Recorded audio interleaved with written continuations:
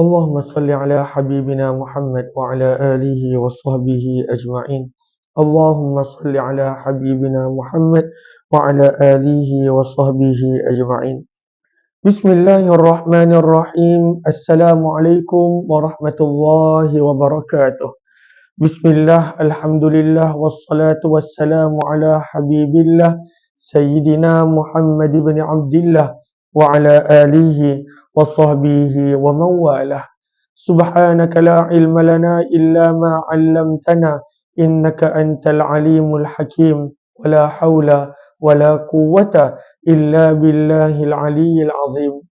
اللهم رب اشرح لنا صدورنا يا الله, lapangkanlah hati-hati kami, wa yassir lana umurana, permudahkanlah segala urusan kami, wahlul 'uqdatam min alsinatina, bukakanlah ya Allah ikatan daripada lidah-lidah kami, yafqahu aqwalana, agar boleh difahami tutur bicara kami.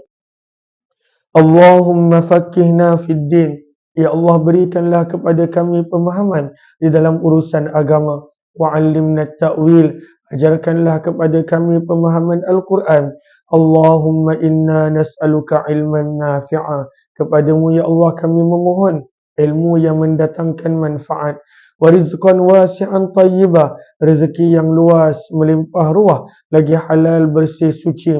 Wa amalan mutaqabbala, amalan yang dikau terima ya Allah. Wa shifaan min kulli da', dan sembuh daripada segala jenis penyakit. Amin amin ya rabbal alamin. Ahlan kepada semua, selamat malam, salam pertemuan dalam sirah Nabi sallallahu alaihi wasallam. Dan pada siri yang ke-118 ini, kita telah tiba pada tajuk berkenaan tentang perjanjian bai'ah yang berlaku di antara Nabi dan para sahabat Madinah radhiyallahu taala anhum. Seperti biasa, kita menggunakan kitab Sirah Nabawiyah Ar-Rahiqul Maktum yang terkenal. Ahlan kepada semua yang berada di ruangan komen. Ahlan Kak Langsu, Nurjura Azlin, Jamilah, Zainal Abidin, Cik Mah Syarif, Safia Syarif, kemudian PKF Sadariyah, Siti Maria, dan juga Allahumma salli ala sayyidina Muhammad, Barda WKM, dan juga Kak Langsu. Waalaikumsalam warahmatullahi wabarakatuh kepada yang memberi salam. Zaid Ahmad yang berada di ruangan TikTok. Ahlan Spri Wang 84, Dapur Safi, Fauziah, Barda WKM, kemudian Fauziah, serta semua sahabat-sahabat yang lain. Waalaikumsalam warahmatullahi wabarakatuh kepada semua yang memberi salam. Seperti biasa, setiap hari jam 11 malam kita nak bercerita tentang Nabi, manusia yang sepatutnya paling dicintai oleh orang beriman. Bahkan mencintai Nabi adalah tuntutan untuk mendapat iman yang sempurna. Tu tengok internet. Oh masalah. Sekejap sebab ada power trip. Tengok ni, tekan aircon tu.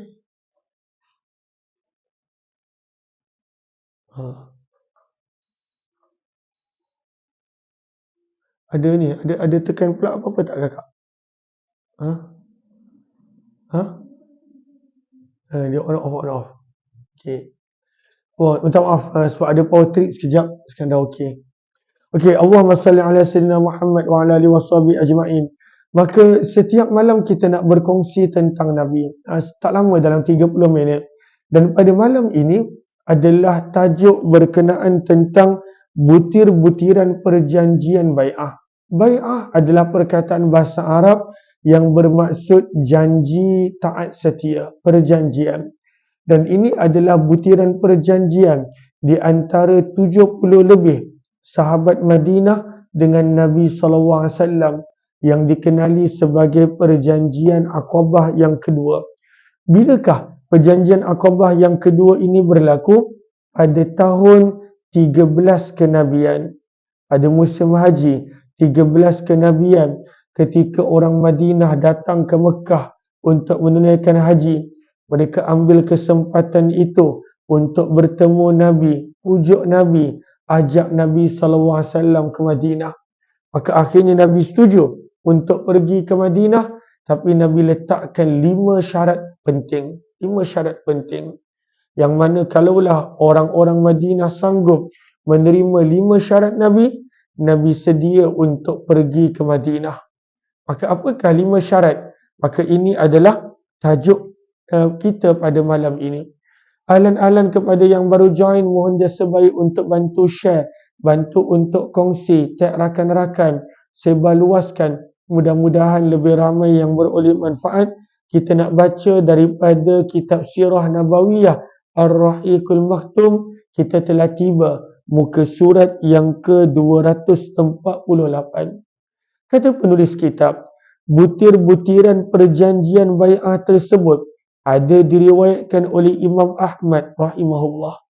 Maka Imam Ahmad adalah sebuah kitab hadis yang sangat tebal, dikenali sebagai Musnad, Musnad Imam Ahmad.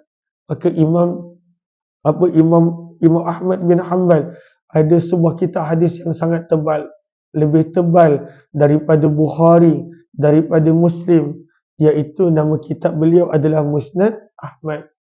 Maka setiap kitab hadis dia ada fokus penulisan dia. Maka sebab itu ada pelbagai panggilan dia. Ada yang disebut musnad, ada yang disebut mu'jam. Contohnya mu'jam Imam Tabrani.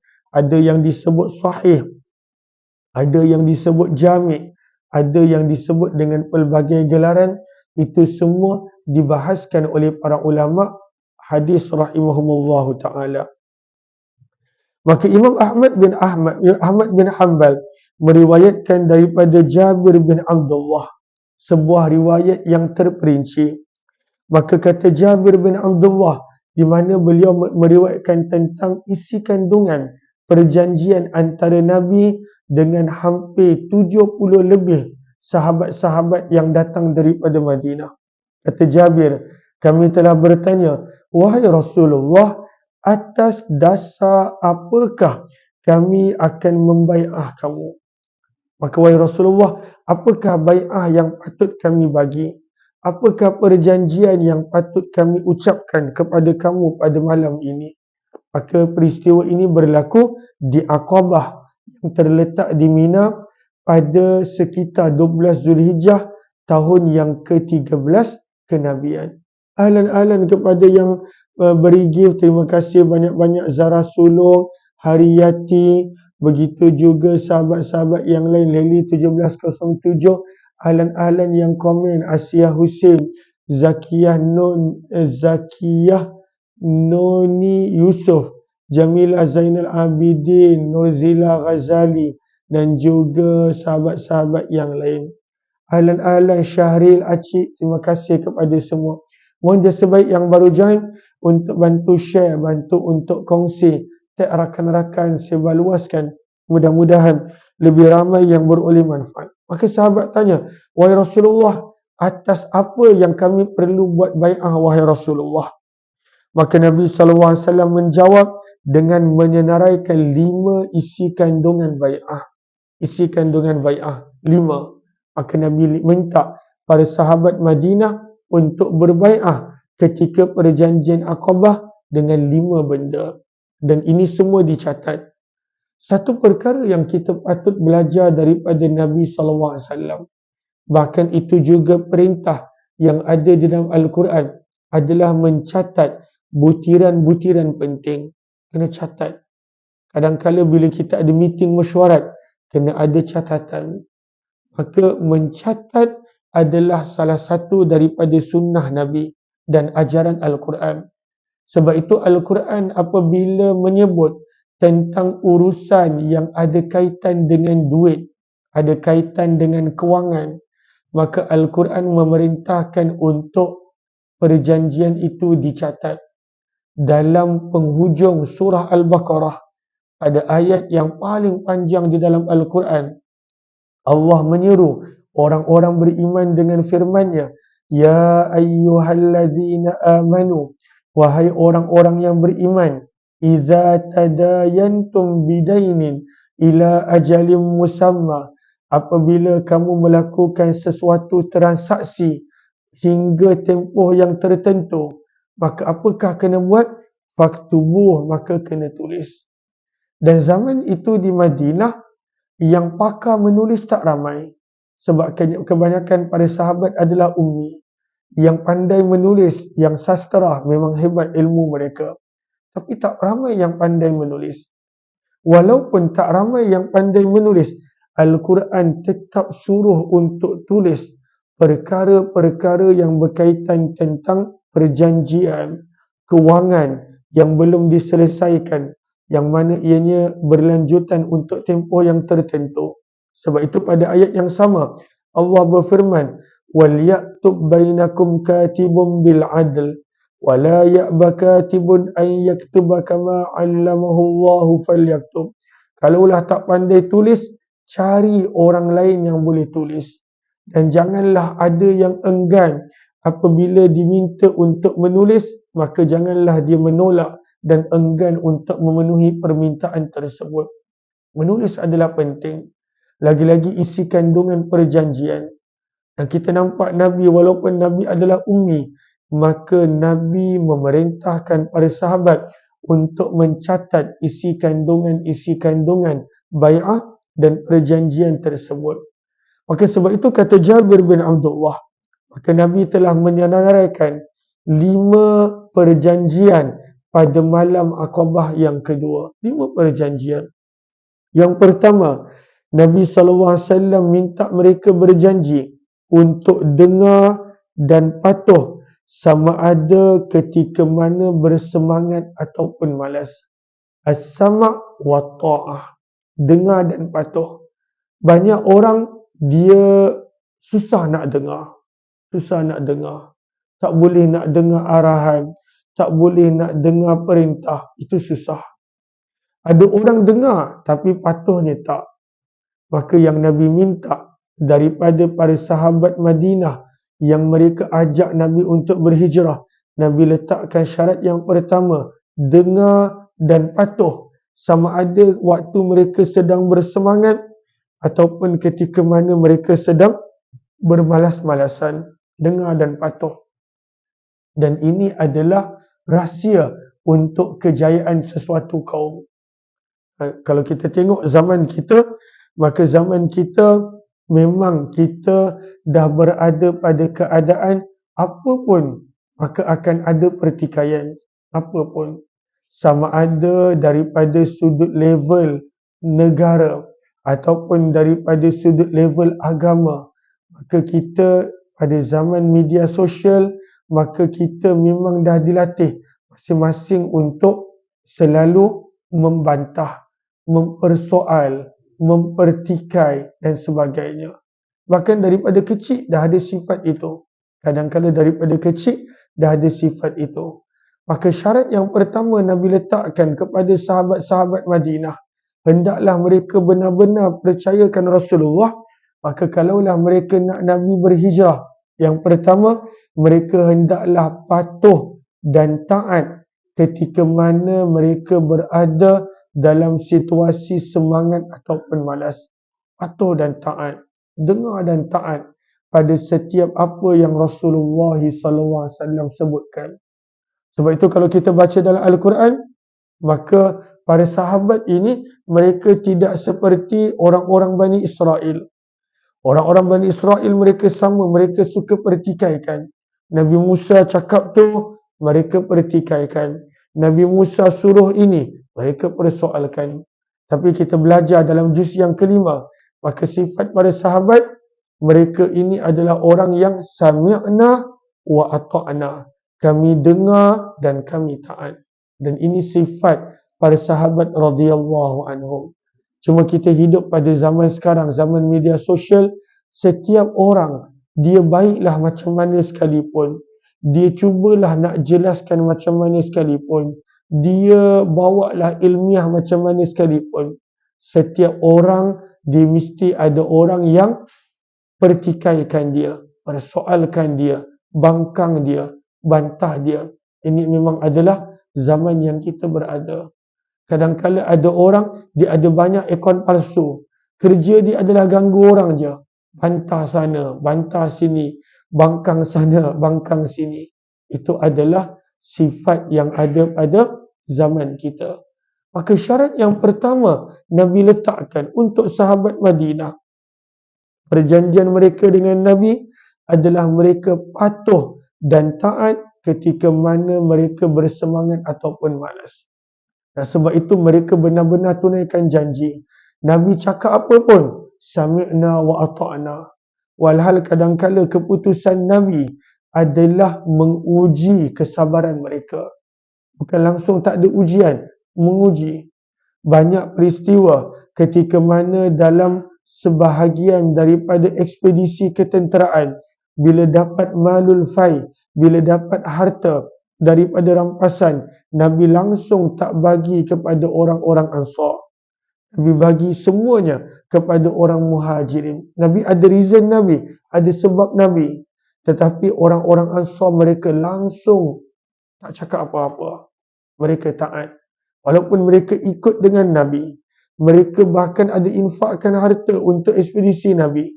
Tapi kadang-kala Nabi langsung tak bagi mereka apa-apa. Itu yang berlaku dalam perang Hunain. Dan berlaku dalam banyak perang yang lain. Tukar dengan Aminah Ngaliyah. Allahumma salli ala Muhammad wa ala alihi wa sahbihi ajma'in. Maka ini satu sifat yang susah. Satu sifat yang susah. Dengar dan taat. Patuh, dengar dan patuh. Pada setiap waktu. Bukan waktu kita nak aja. Ketika mana waktu semangat dan juga ketika mana waktu malas. Maka ini adalah pengajar, ini adalah bai'ah yang pertama. Yang kedua lagi susah. Masya Allah. Ini ujian untuk para sahabat. Sebab itu Allah tidak bangunkan kita pada zaman sahabat. Sebab belum tentu kita tergolong di kalangan para sahabat. Maka yang kedua, apakah yang kedua?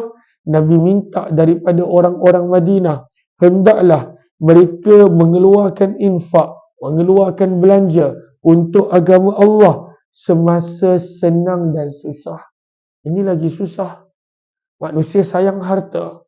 Maka Nabi minta, setiap kali Nabi minta mereka infakkan harta, hendaklah mereka bersedia untuk infakkan harta pada waktu mereka kaya ataupun miskin. Masya Allah.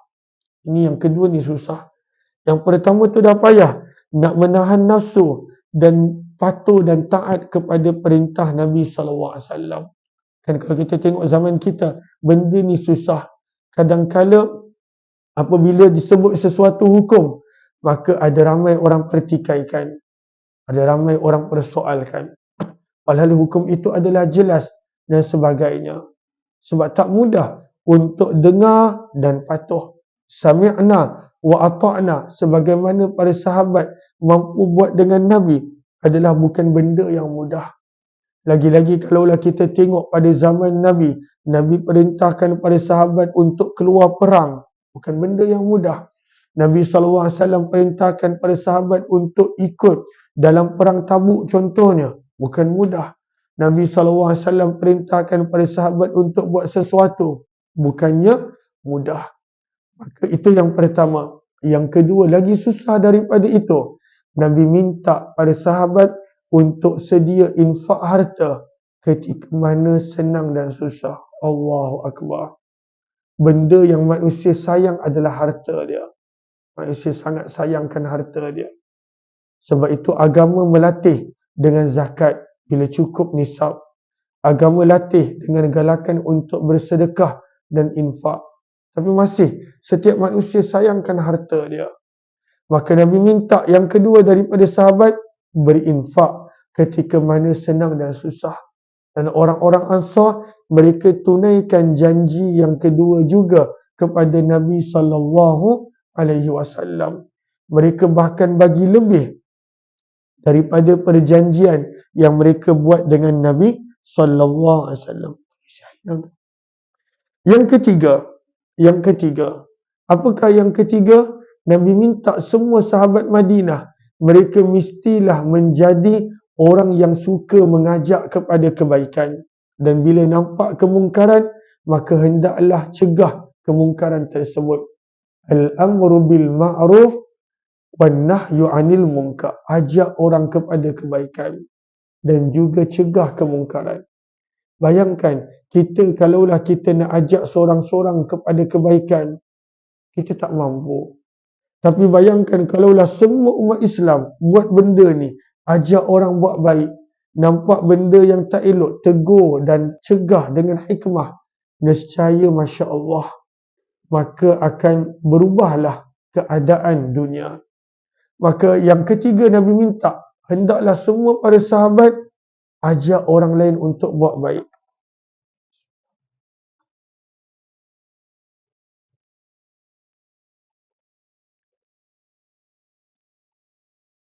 Sebab itu kita nampak daripada kisah sahabat Madinah bagaimana pada tahun yang ke-11 kenabian jumlah mereka baru 6 orang. Tahun yang ke-12 kenabian mereka 12 orang datang jumpa Nabi. Dan tahun 13 kenabian mereka hampir 72 orang datang jumpa Nabi. Bagaimana mendadak perubahan orang-orang yang masuk Islam sebab mereka memang ada sifat suka ajak orang buat baik dan cegah orang daripada kemungkaran. Maka ini adalah sifat yang kadangkala semakin hilang pada umat ini. Masing-masing dia hanya fikir dirinya sendiri. Masing-masing, wah aku dah buat baik dah cukup. Walhal dia patut ajak orang lain untuk buat baik. Dia dah nampak kemungkaran, biarlah aku buat asing-asing. Malaslah nak tegur, bukan dengar pun. Walhal dia sepatutnya terus-menerus menegur.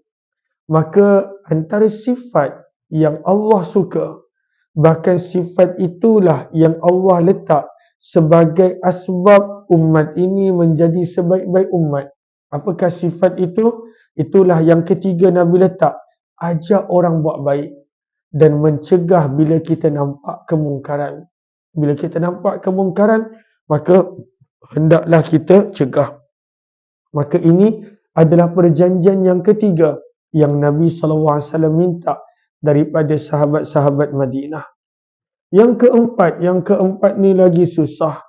Lagi-lagi pada zaman kita, zaman media sosial.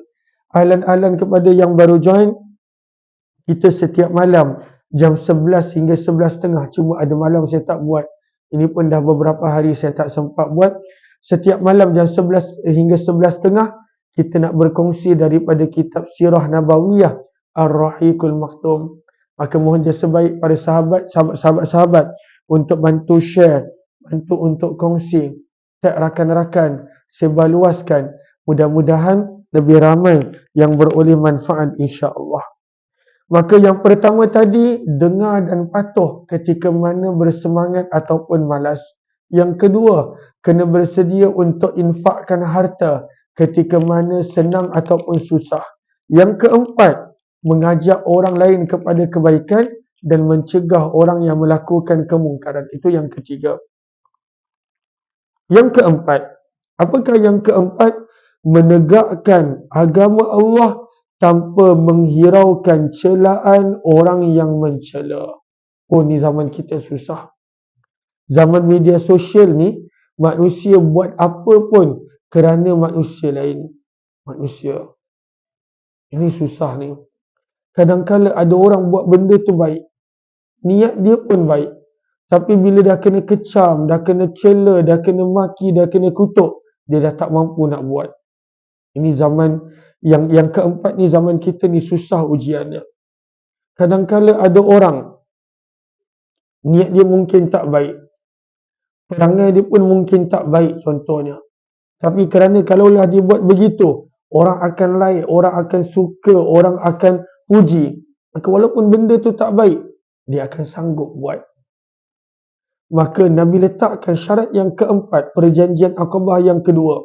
Hendaklah menegakkan agama Allah walaupun dicela oleh orang yang suka mencela. Laumah laim. Dalam Al-Quran pun ada. Wala yakhafu nafillahi laumata laim. Orang-orang yang beriman, mereka tidak takut kepada kecaman orang yang suka mengecam. Celaan orang yang suka mencela. Oh, zaman kita nombor 4 ni susah. Nombor 4 ni susah. Kadang-kala saya bila buat live pun ada orang kecam, orang cela. Kadang-kala lah. Tapi saya lepas saya dah mula live, saya jarang baca komen dah. Hanya awal-awal dia baca. Lalu kecaman orang yang suka mengecam. Nabi kata jangan pedulikan. Kalaulah mereka sedia, maka Nabi sanggup berhijrah. Maka yang keempat di zaman kita ujian. Kadang-kala manusia tu meninggalkan amalan hanya kerana kecaman orang. Kadang-kala manusia buat satu amalan walaupun benda tu tak elok hanya kerana pujian manusia. Allahu Akbar. Allahu Akbar. Kan kadang-kala ada orang menari, berjoget, melakukan benda yang Wallahu alam. Dan pada waktu tu kerana orang suka, orang puji, orang buat sesuatu bagi gift, maka mereka terus menerus buat. Maka menegakkan agama Allah tanpa takut kecaman, itu adalah syarat perjanjian yang keempat. Syarat perjanjian yang keempat. Maka menegakkan agama Allah tanpa menghiraukan kecaman, itu adalah syarat yang keempat. Dan ini adalah para sahabat buat. Mereka bila mereka datang ke Madinah, bawa Nabi ke Madinah, kawan-kawan mereka yang tak masuk Islam daripada kalangan Yahudi, bahkan ada yang berpura-pura masuk Islam daripada kalangan munafik. Maka mereka itu semua kecam, cela pada sahabat dan mereka tak peduli. So mereka dah berjanji dengan Nabi menegakkan agama tanpa menghiraukan kecaman orang yang suka mengecam. Dan yang kelima, Nabi minta yang terakhir, perjanjian yang kelima, mereka orang Madinah hendaklah menolong Rasulullah apabila Nabi berhijrah dan hendaklah bersedia mempertahankan Rasulullah sebagaimana mereka akan pertahankan diri mereka, keluarga mereka. Dan Nabi janji kalaulah mereka tunaikan 5 janji ini, balasan mereka adalah syurga. Balasan mereka adalah syurga. Maka perjanjian yang kelima, apakah perjanjian yang kelima untuk bai'ah Aqabah yang kedua? Hendaklah orang Madinah sanggup mempertahankan Nabi sebagaimana mereka pertahankan diri dan keluarga ketika mana musuh datang. Sebab Nabi banyak musuh daripada kalangan orang Yahudi, daripada kalangan orang-orang musyrik Mekah, daripada kalangan kabilah-kabilah Arab yang lain. Maka Nabi banyak musuh. Sebab itu pada awal-awal hijrah Nabi, banyak berlaku perang yang berlaku di Madinah. Maka Nabi minta, kalaulah mereka nak Nabi berhijrah, mereka hendaklah bersedia untuk mempertahankan Nabi SAW sebagaimana mereka pertahankan diri mereka bila musuh datang. Maka perjanjian yang kelima ini adalah sewaktu musuh datang ke Madinah. Maka Allah uji pada sahabat Madinah. Apakah ujian dia? Perang besar yang pertama adalah Badar. Dan Badar pada zaman itu lebih kurang 6 ke 7 hari luar daripada Madinah perjalanan dia. Kalaulah ikut perjanjian, tak wajib untuk sahabat-sahabat Madinah pertahankan Nabi. Sebab perjanjian dia adalah mereka pertahankan Nabi di Madinah. Tetapi mereka bagi lebih daripada itu. Dan inilah para sahabat yang Allah redha, radhiyallahu anhum wa radu'an. Maka ini adalah 5 isi kandungan perjanjian bai'ah yang berlaku dalam bai'ah Aqabah yang kedua pada musim haji tahun 13 kenabian. InsyaAllah kita akan sambung esok insyaAllah. Terima kasih kepada sahabat-sahabat. Saya minta maaf tersedak pula. Jumpa lagi insyaAllah. Sehari kita ada 3 program. 8.30 pagi, 6 petang dan 11 malam. Setiap program hanya 30 minit. Maka jemput join jika berkelapangan. Assalamualaikum warahmatullahi wabarakatuh. Minta maaf.